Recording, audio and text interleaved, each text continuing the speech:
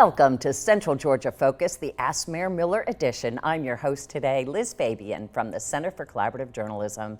Mr. Mayor, you're fresh off your State of the Community address with the Greater Macon Chamber of Commerce last week. You looked ahead 2, 4, 6, 20, even 100 years for the future of Macon. So what do you want people to know about the state of Macon-Bibb County?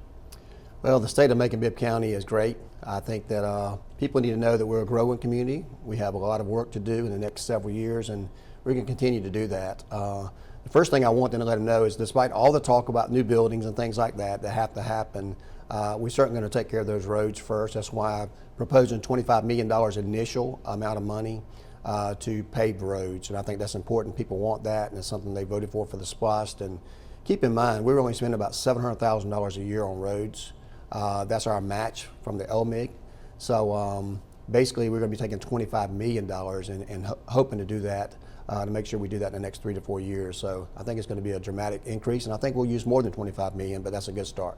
I've been in some meetings recently where they were talking about how GDOT, the Georgia Department of Transportation, will be resurfacing Broadway and Martin Luther King Jr. Boulevard up until Oglethorpe and down to the roundabout. But they're saying that, you know, it's been paved over and paved over and paved over, and the asphalt's at the top of the curb. And they were thinking that we may need a new memorandum of understanding with GDOT about that. Your thoughts on how to better work with them?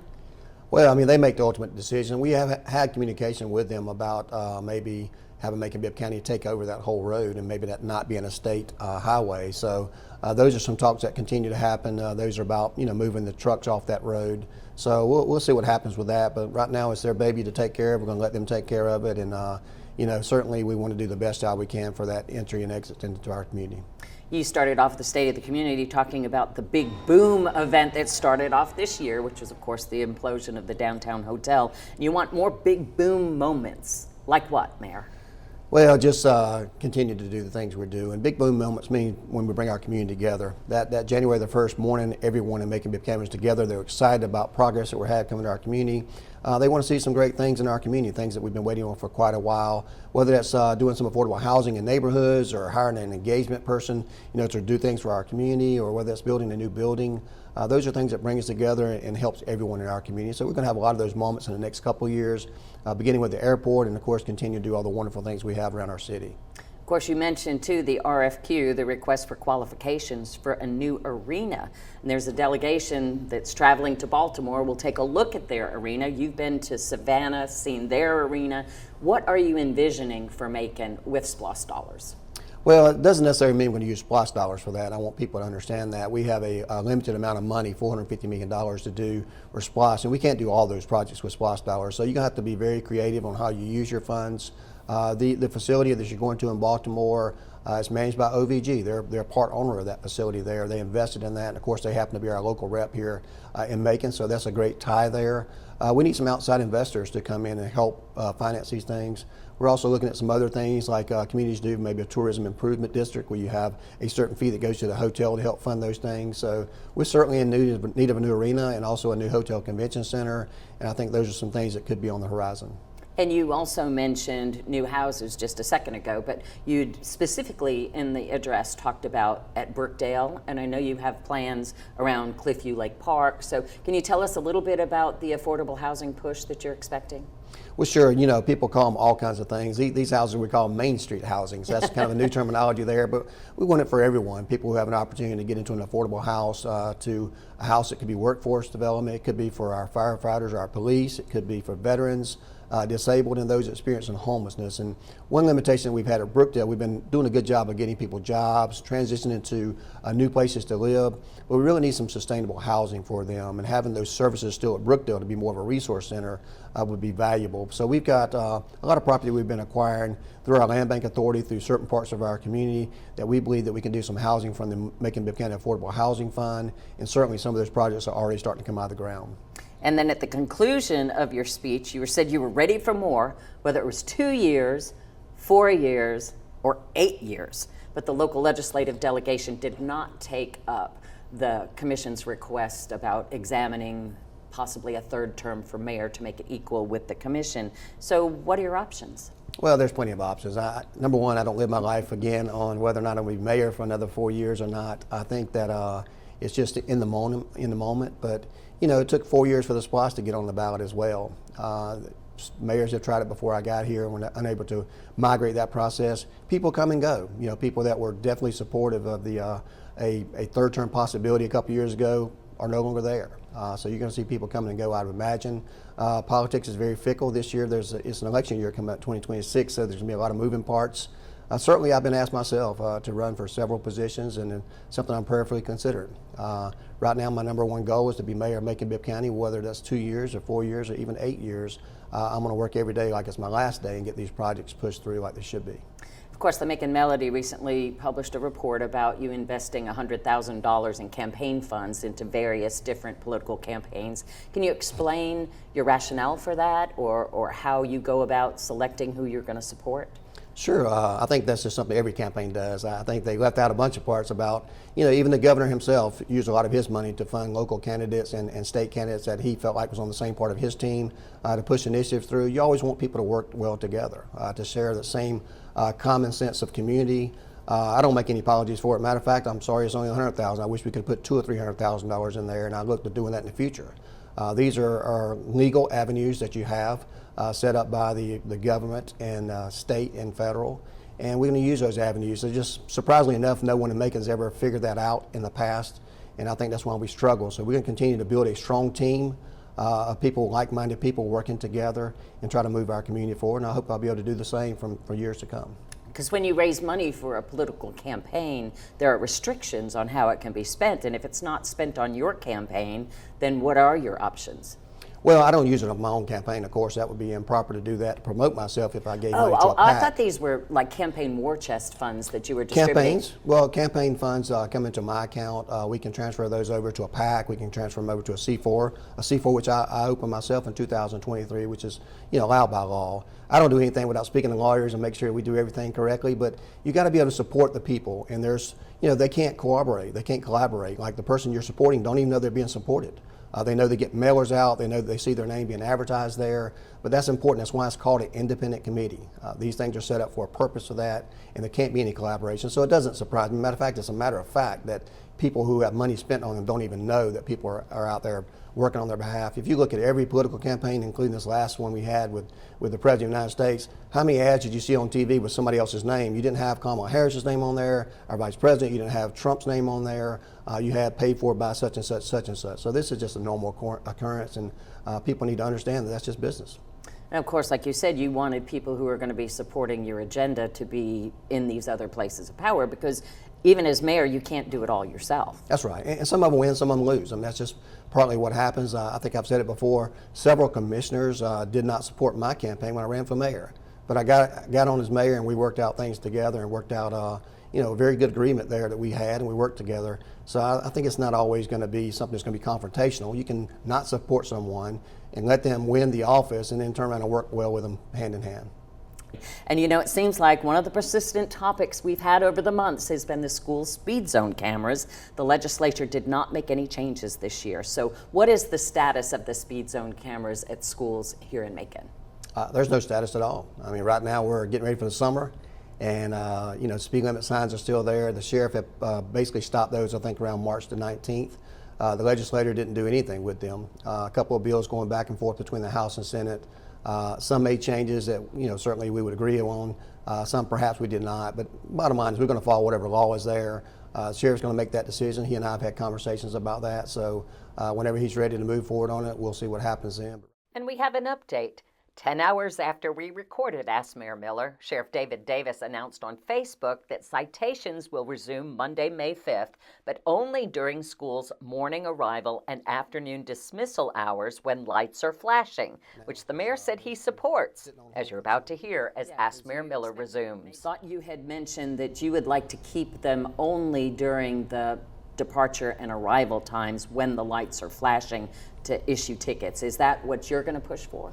Well, what I said was if they come back, if they come back. The big IF. If they come back, then my preference would be to only have citations given while the lights are on, and that would be during arrival and dismissal only. So basically a 2-hour window in the morning, 2-hour in the afternoons, no tickets in the through times. and that would be the preference if I had a preference there if they had to come back. So that's pretty much, I think, what most people would agree, I think, on. Most people don't realize that they can get a ticket when the lights are not on in the middle of the day, and certainly that will clear up a lot of misunderstanding in that part, even though it's allowed by law and it's legal according to the law they passed several years ago.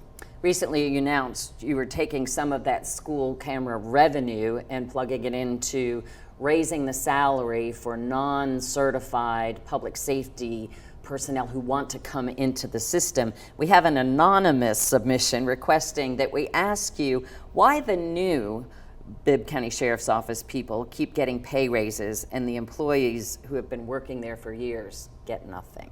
Well, that would be an incorrect statement. I think most people realize that we gave a 6% raise across the board this last year for those who hadn't got raises. So public safety, you know, if I'm 100 short of secretaries or administrative assistants or this position, of course, I think you would probably be paid more for those positions as well. But when you're trying to keep up with all the local communities that are constantly giving raises and trying to entice people to come for public safety, you have to kind of keep up with them. And it's not something I want to chase the dollar for, but public safety is one of those top items on everyone's mind. But our employees, we've given bonuses every single year, whether it's been $1,000 to $2,500. We've done pay increases for certain departments depending on what the needs are in the community, and certainly this year we gave a 6% raise across the board. So anyone who says we're not giving raises to those folks, matter of fact, I just got some emails yesterday thanking us for giving Public Works a raise and taking care of the public safety first, but also not forgetting everyone else on the horizon. So we've given raises to a lot of people. But you know, really, where does that money come from? It comes from taxpayer dollars. So it's nice to give everyone raises, but you have to you don't have a product to sell except the services we provide for our community, and the taxpayers are our investors, so we have to be very mindful of that.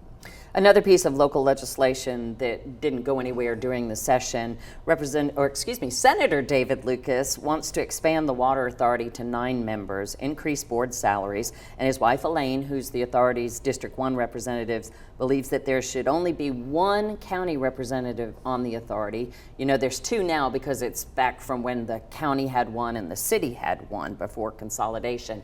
Do you have any thoughts on changes to the Macon Water Authority? Well, I'll let the senator do his job. If he wants to propose that and they have the votes to support that, it's certainly not my position to stand in the way of anything. As mayor, I do get 2 appointments there. I think I get 2 appointments there because we have a very unique relationship with our Macon Water Authority. We have provided SPLOST dollars in the past for funding, and certainly I think they want us to provide some SPLOST dollars this time for funding. But I don't necessarily buy that, you know, you can't represent the entire county, because before, you know, the commission, they tried to reduce the amount of commissioners we have so they would have the same amount, but nobody wanted that. And I think that's why you have the disparity on how many people that are represented there. So if they give me 1, 2, or 0, it's going to be just fine, but I think you have to remember that we're a partnership and we have to treat each other like partners. Of course, Ms. Lucas has also called for a grand jury investigation into allegations of discrimination against the black board members, and Democrat as well, she said, black and Democrat, and the finances. Do you have any thoughts about all of that going on right now? Not at all. I think there's something I shouldn't comment on. That's between the Macon Water Authority and their board members. That's why they have a separate authority and separate board, and I think they'll take care of that. I know that Macon Water Authority has already been a great partner of ours. I also know that Commissioner Lucas was a very good partner while she was on the commission, and she and I work very well together. They need to do what's right by the community and to move forward together. I think they're going to work those differences out soon, but if not, there's other places to handle that. And the Water Authority also moved under the tenure of Chairman Gary Bechtel away from the standing committees that would meet, at different times than the board. They do it all in one day, similar to what you do with the county. You don't have like public safety committee meetings, on the off week from a board meeting. So what do you think about why did you want to do that with the committees? Because it's now, modeled that way at the authority. Well, I think it gives everyone a seat at the table on commission. Before, the committee system I saw it in the county was very inefficient. You can have some incidents happen where they have only 3 members that made the whole decision for 9 when the other 6 members hadn't heard about it. And then they would get into a room at commission meeting and just talk about it for hours and nothing get done. A lot of hard feelings. A lot of times people weren't showing up for meetings anyway for the public safety, and it gave a chance for people just to get up there and grandstand without much work being done. So I think it's more efficient the way we do it. Everyone hears the information at the same time. They can make the decisions at the same time, and I think it's a better fluid process. what works for Macon-Bibb County on the government may not work for the same thing with the school system or a water authority or industrial authority. So each of those authorities have to choose what's best for them, or even the transit authority. So they're set up different places on purpose, and we respect their board members and let them handle the business the way they should. And there is a difference, I should probably point out too, that the Water Authority still has their committees. They just all meet on the same day. They start at 2 with the committees, and then they bring in the board meeting at 4 one day of the month. And y'all are at least meeting twice, maybe 3 times, depending on whether you have a committee of the whole the other day. But you just don't have the specific committees anymore, like appropriations and public safety and such like that. Now, you did mention about the stormwater and water and sewer issues with the 200-year infrastructure that we had. That even caused one of the culverts on Plum Street Lane gave way at the end of March. So are you looking at giving them some relief from the SPLOST? Because I know there's a lot of concern from the community about rates going up because of the tens of millions of dollars of work that needs to be done. Well, first of all, it's not a true statement that rates go up because of anything to do with those flooding areas. So that's entirely separate. The rates that people pay for the water has zero to do with wastewater or stormwater. I think most people have to separate that. We could give them $50 million and their water rate's still going to go up because they're below where they probably should be based on the prices of chlorine and things of that nature and what it costs to do that. So at the same time, it doesn't mean it'll go up because we don't give them money. So those are separate and distinct, have nothing to do with each other, and I think people need to realize that. They've made it clear on several occasions at the Water Authority. I do watch their meetings because I have to know what's going on in the community, and of course I do talk to the director and the chair on occasion that we serve on other boards together. So I think people have to understand that. We're a good partner, but at the same time, the previous administration worked out a deal with the Water Authority where we didn't get any franchise fees that we should be getting from a utility in exchange for giving them some valuable assets in our community and allowing them to receive the wastewater, stormwater fee that they get, and also taking responsibility for the levy that they had there. So you can't contract that right away and then place it right back on Macon-Bibb County, even though we do know we have to partner and there's some concerns there, and I think we're going to work well to address them. On the subject of public safety, during your address, you highlighted the drop in the homicide rate from just a few years ago. What is next for Macon violent prevention? Well, to continue to build the capacity that we have. We want to make sure that those folks that we gave grants to can be sustainable for the future. So making sure that we can pair them up with like-minded people to have them not reinventing the wheel, but kind of have people start as a mentoring project together. So I think building capacity in all those organizations and keep doing what we've been doing has been one of the reasons we've been very successful in a short period of time. But it's the only way it's going to keep going forward. You can't just continue to fund these things year after year. Right now we're in a federal crunch with some federal funds not coming to our community, and there's some real concern with our local programs there. So we want to reassure them that we're still there, we're still committed to helping them do the things. And like I said, at this time, 2022, we had about 20 homicides, and now we're at 3. We want to be at 0, right? Nobody losing their lives. But at the same time, that you can't overlook the progress that we've made. And on the subject of public safety, Trey Knight emailed us about concerns over overcrowding in nightclubs and says that as an African American, Trey said that there are so many people crammed into black-owned clubs that it's dangerous if a fight broke out, and even sent in some videos that people are standing toe-to-toe. What can be done to make sure the clubs aren't surpassing the occupancy levels? Well, having spot checks, having our sheriff's department, our code enforcement, and our fire department go there to make sure they're keeping up with their capacity. We want to make sure that we don't have a situation like they've had nationally in other countries where you have a fire there and everybody can't get out the door safely. Not so much about the shootings and fights and things like that, because we really haven't seen that, knock on wood, for a good time.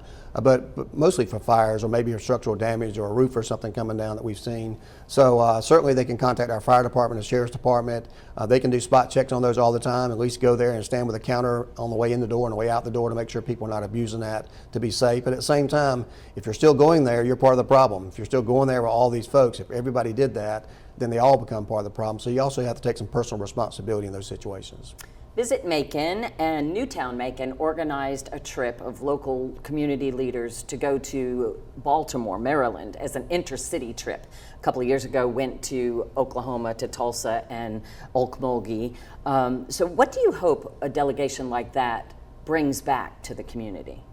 Well, some knowledge, best practices, that's usually what you hope for. I haven't been on one of those trips yet, but I know that Tulsa was a good trip for them last year. I'm sure they'll learn a lot from the Baltimore trip this year.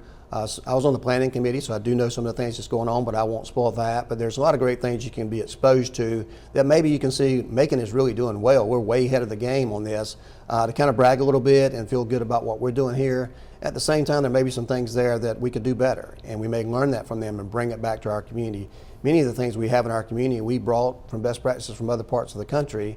We've been able to put our own, spin on that and do it very well here in Macon. So we want to continue to do that and keep building those types of relationships. Urban Development Authority's Alex Morrison and Chamber President Jessica Walden just went to Harvard. You went there to speak. So what is going on in Macon that Harvard is so interested in? Well, they see that we're doing some great work in our community. We're not unlike other communities, with our population and our demographics across the United States. And they see us getting named the best place to live, the most affordable place to live, the best place to visit. So wonderful things that we have going on here is getting recognized. I think that they see that. They want to know how they can get involved in that, what are the best practices, and we can continue to lead by example. Of course, we're going to see some transition at Mercer University now that President Bill Underwood is going back into the law school classroom. Larry Brumley is retiring. What do you expect to see at Mercer with these changes?